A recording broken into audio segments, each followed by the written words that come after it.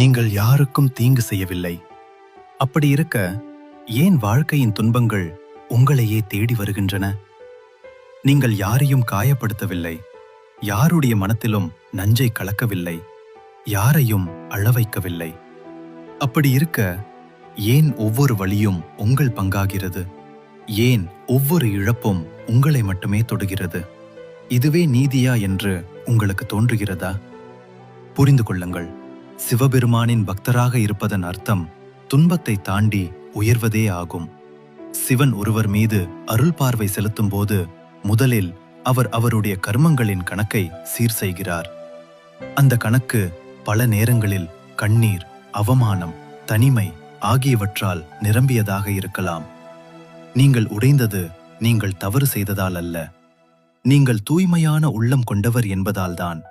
தங்கம் உருக்கப்படாமல் பொலிவடையாது.